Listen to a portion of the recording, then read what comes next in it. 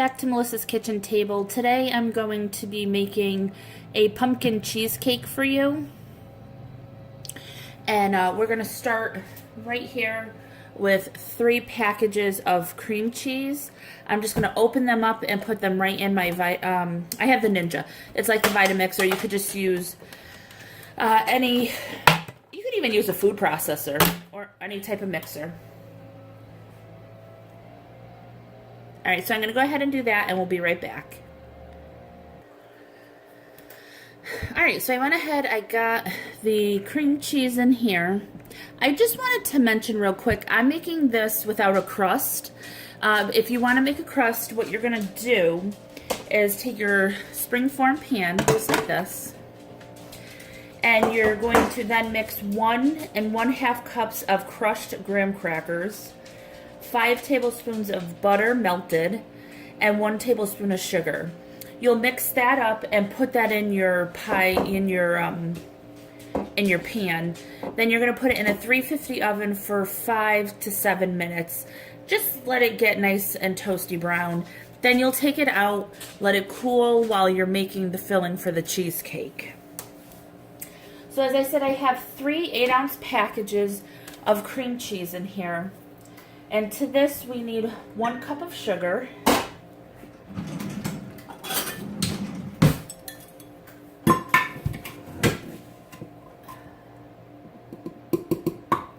Alright, so we need 1 cup of sugar. And we're going to need 3 eggs. So I just go ahead and break them in this cup and then pour them in. That way, in case you get like big pieces of shell, it's easy to get out. Or if you ever have a bad egg, it's easy to get that out as well. And these are large eggs. Alright, so just one at a time.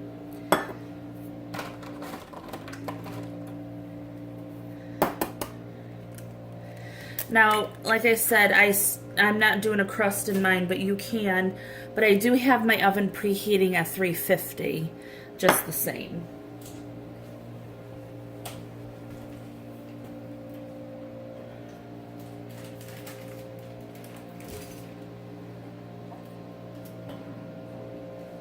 Okay, so to that, you're going to go ahead and add a teaspoon of vanilla. And I really just eyeball the vanilla, but you can measure it all out if you want. A teaspoon of cinnamon. I probably put 2 teaspoons of cinnamon, but you could also add nutmeg and ginger. You could even just add pumpkin pie spice if you want. I'm not going to add any of the other stuff because this is how we like it. But you can add any of that to it if you want. So what I'm going to do is go ahead and put the top on this, and then we'll go ahead and let it run. You might have to pulse it so it gets all mixed up. It might take a minute or so, and the blender's really loud. So I'm going to try to get this to go where it's not too, for like a minute or so. So I'll be right back. Alright, so I'll show you real quick what it looks like. As you can see, that's really loud. But you'll see it's all starting to blend up, and that's what you want. So I'm going to let this go for another minute or 2. Okay, so I just let that blend up. Just mix it up a bit. Now what we're going to do is go ahead and add 1 cup of pureed pumpkin. And you can use canned or you can use homemade. Whatever you like. You know what? I'm probably going to just add this whole can because I don't need any leftovers. But the recipe does call for 1 cup. I have a small can here anyways. It's not one of the large cup cans. So I'm just going to add this to it. That's 1 cup. So I'm going to go ahead, put the top back on, and fully mix this. You might want to open it and scrape down the sides with your spatula so everything gets fully incorporated. Just just like that. You might do that a couple times. All right, we'll be back. Okay, so you just want to check it a couple times. And so I did it, this is going to be the third time, but I'm not putting it back on.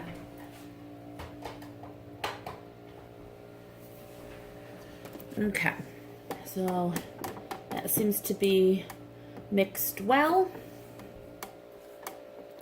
And you can see it's very smooth. All right.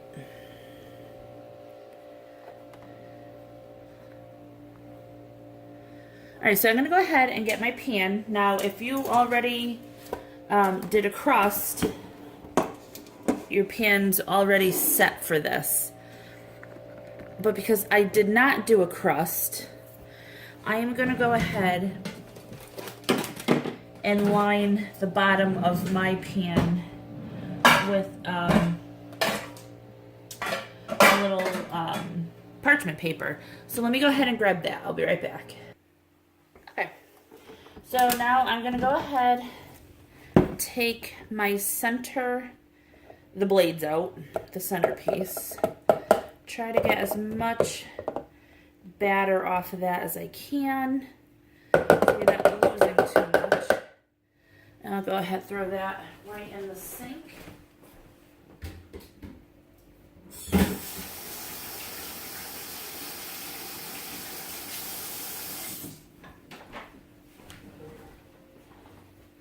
Okay. So we got all of that mixed. And then we're going to go ahead and pour this right in here. Just like so. Now, I think what will be really good with this, besides a graham cracker crust like your typical traditional cheesecake, what I used to use were ginger snaps. And I would just crush those up, a cup and a half, and then add the sugar and the butter to that. It was really good with the ginger snaps. But like I mentioned prior, my sister and my niece and nephew and my sister are gluten-free. So I figured instead of just trying to find all kinds of gluten-free cookies, and they're always so expensive, I'm just going to go ahead and do it like this. And I made it this way last year as well.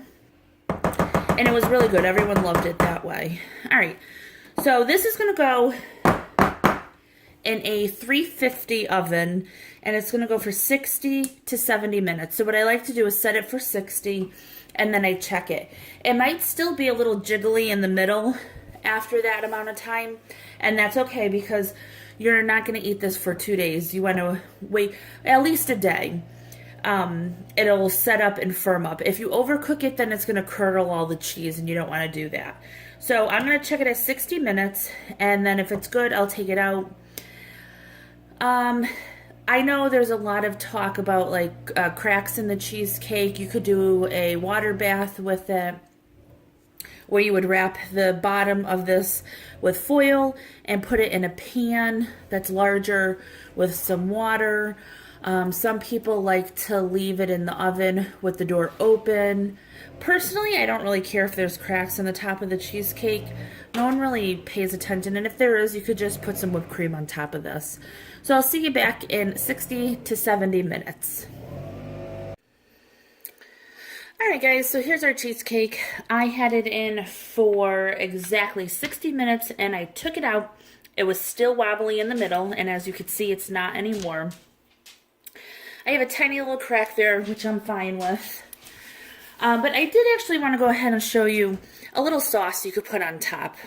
So I have maybe 10 caramel candies in here and 1 tablespoon of half and half. And I'm going to microwave that for 30 seconds. Okay, so I did that for 30-second intervals. I did mine for a total of 45, well,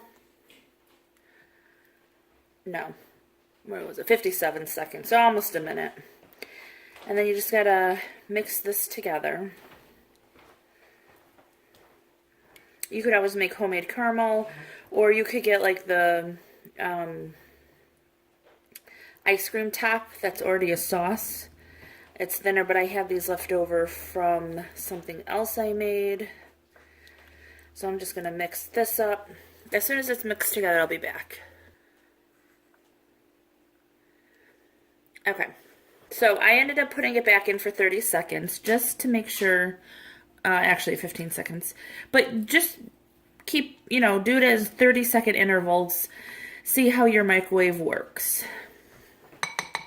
All right. So I have my cheesecake here. It's pretty much all the way cooled down. Before I do this, I'm going to take a really thin, sharp knife and go around the edges. And that way I know it's not stuck. You can take this part off and you can see that's not stuck. I do put it back on because I'm going to store it in the refrigerator. Okay. So I'm going to go ahead, put this caramel sauce on.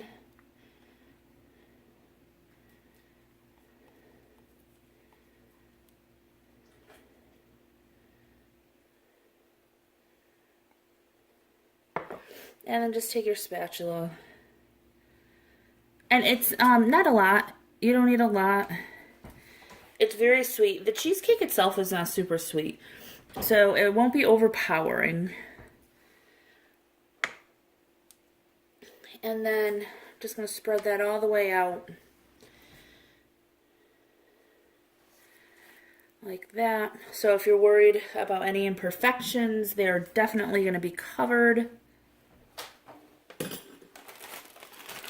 And then I'm just going to be adding some pecans to it. Now you could decorate, or you could just throw them on. You can crush them up. So just, you could do like crushed pecans on it, however you want to do it. All right, so I'm going to go ahead and finish this. Hang on. Okay guys, so here's the finished product. I just placed some pecans around it. And once you put this in the fridge, everything will tighten up. And it will be a delicious pumpkin cheesecake with caramel pecan topping. So I hope you guys like this video. If you do, please give it a thumbs up. Hit subscribe. Have a happy Thanksgiving. And I'll talk to you next time. Bye.